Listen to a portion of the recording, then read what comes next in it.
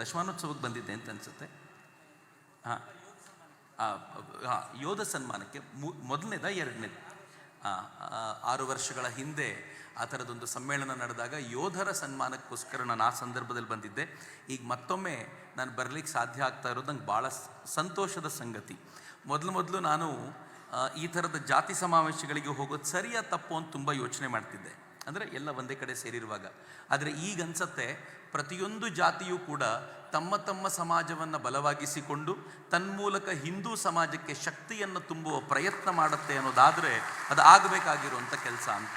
ಜಾತಿ ಎಲ್ಲಿ ಸಮಸ್ಯೆ ಕೊಡುತ್ತೆ ಅಂತಂದರೆ ನಾನು ಮೇಲೋ ನೀನು ಮೇಲೋ ಎನ್ನುವಂಥ ಗೊಂದಲ ಬಂದಾಗ ಸಮಸ್ಯೆ ಕೊಡುತ್ತೆ. ಆದರೆ ನಾವೆಲ್ಲರೂ ಸೇರಿ ಗಟ್ಟಿಯಾಗಿ ಹಿಂದೂ ಸಮಾಜವನ್ನು ತನ್ಮೂಲಕ ಹಿಂದೂ ರಾಷ್ಟ್ರವನ್ನು ಬಲಗೊಳಿಸಬೇಕು ಎನ್ನುವಂಥ ಪ್ರಯತ್ನ ಇದೆಯಲ್ಲ, ಅದು ವಿಶಿಷ್ಟವಾಗಬೇಕಾಗಿರುವಂಥ ಪ್ರಯತ್ನ ಅಂತ. ಈ ದೃಷ್ಟಿಯಲ್ಲಿ ನೋಡುವಾಗ ಹವ್ಯಕ ಸಮಾಜದ ಮೇಲೆ ನನಗೆ ವಿಶೇಷವಾದ ಗೌರವ. ಯಾಕೆ ಅಂತಂದರೆ ಸಜ್ಜನ ರಾಜಕಾರಣಿಯಾದ ವಿಶ್ವೇಶ್ವರ ಹೆಗಡೆ ಕಾಗೇರಿಯವರಿಂದ ಹಿಡಿದು ನನ್ನಂಥ ಅನೇಕರನ್ನು ಬರಹಕ್ಕೆ ಪ್ರೋತ್ಸಾಹಿಸಿದ ವಿಶ್ವೇಶ್ವರ ಭಟ್ರವರೆಗೂ ಎಲ್ಲರೂ ಇಲ್ಲೇ ಇರುವಂಥವರು ಅಂತ. ನಾನು ಆ ವಿಶೇಷವಾಗಿರುವಂಥ ಸಮುದಾಯಕ್ಕೆ ಈ ಕಾರಣಕ್ಕೋಸ್ಕರ ಅತ್ಯಂತ ಹೆಚ್ಚಿನ ಗೌರವ ಇದೆ. ಈ ಸಮುದಾಯ ಎಲ್ಲರನ್ನೂ ಕೂಡ ತನ್ನ ಒಳಗೆ ಸೆಳೆದುಕೊಂಡು ಬೆಳೆದು ನಿಂತಿರುವಂಥ ಸಮುದಾಯ.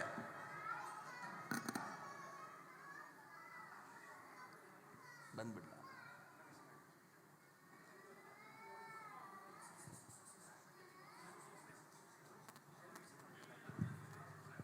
ಬಂಧುಗಳೇ, ಪರಮಪೂಜ್ಯ ಶ್ರೀ ಶ್ರೀ ವಿದ್ಯಾಪ್ರಸನ್ನ ತೀರ್ಥ ಶ್ರೀಪಾದರು ಶ್ರೀ ಸುಬ್ರಹ್ಮಣ್ಯ ಮಠ ಇವರು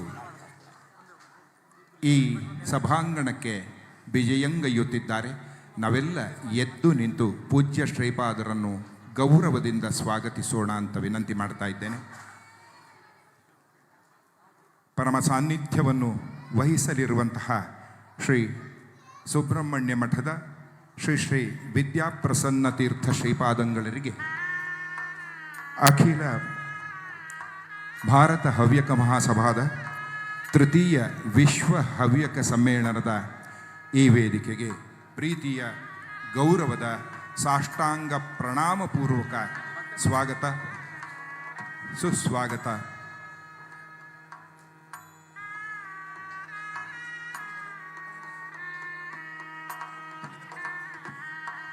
ಮಹೇಶ್ ಚಟ್ಟಳ್ಳಿ ದಂಪತಿ ಸಮರ್ಪಿಸುವ ಫಲ ಪುಷ್ಪಗಳ ಗೌರವವನ್ನು, ನಮ್ಮ ಗುರುಭಕ್ತಿಯನ್ನು ಪೂಜ್ಯ ಶ್ರೀಪಾದರು ಮನ್ನಿಸಬೇಕು ಅಂತ ಅವರನ್ನು ವಿನಂತಿ ಮಾಡಿಕೊಳ್ತಾ, ಎಲ್ಲ ಸಹೃದಯರು ದಯವಿಟ್ಟು ಕುಳಿತುಕೊಳ್ಳಬೇಕು. ಶ್ರೀ ಚಕ್ರವರ್ತಿ ಸೂಲಿ ಬೆಲೆಯವರು ತಮ್ಮ ದಿಕ್ಸೂಚಿ ಭಾಷಣವನ್ನು ಮುಂದುವರಿಸಬೇಕು ಅಂತ ವಿನಂತಿ.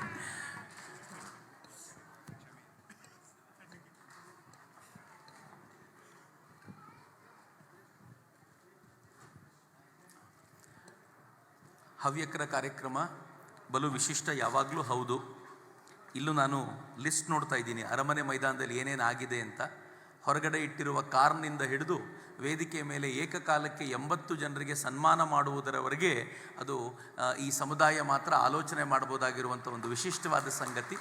ಇದಕ್ಕೆ ಕಾರಣೀಕರ್ತರಾಗಿರುವಂಥ ಎಲ್ಲರಿಗೂ ನಾನು ವಿಶೇಷವಾದ ಅಭಿನಂದನೆಗಳನ್ನು ಸಮರ್ಪಿಸ್ತೇನೆ. ಎಲ್ಲಕ್ಕಿಂತ ಹೆಚ್ಚು ಕೃಷಿಕರ ಸನ್ಮಾನ ಅತ್ಯಂತ ಗೌರವಯುತವಾಗಿ ನಡೆಸ್ತಾ ಇರೋದು ಭಾಳ ಖುಷಿ ಕೊಡುವಂಥದ್ದು. ಕೃಷಿಕರನ್ನು ಒಂಥರ ಅನುಕಂಪದ ದಿಕ್ಕಿನಲ್ಲಿ ನೋಡುವಂಥ ವಾತಾವರಣ ಸೃಷ್ಟಿಯಾಗಿದೆ.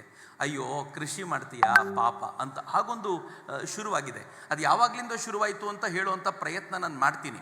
ಆದರೆ ಎಲ್ಲಿವರೆಗೂ ಈ ಪರಂಪರೆ ಬಂದಿದೆ ಅಂತಂದರೆ, ನಾನು ಕಳೆದ ಕೆಲವು ವರ್ಷಗಳ ಹಿಂದೆ, ಭಾಳ ಹಿಂದೆ ಏನೂ ಅಲ್ಲ, ಒಂದು 6-7 ವರ್ಷಗಳಾದರೂ ಆಗಿರ್ಬೋದು, ಶಿವಮೊಗ್ಗದ ಕೃಷಿ ಕಾಲೇಜಿನ ಒಂದು ಕಾರ್ಯಕ್ರಮಕ್ಕೆ ಹೋಗಿದ್ದಾಗ ಶಿವಮೊಗ್ಗದಲ್ಲಿ ಅವರು ಕೃಷಿಕರ ಮೇಲೆ ಒಂದು ಹಾಡಿಗೆ ವಿಡಿಯೋ ಪ್ರೆಸೆಂಟ್ ಮಾಡಿದರು.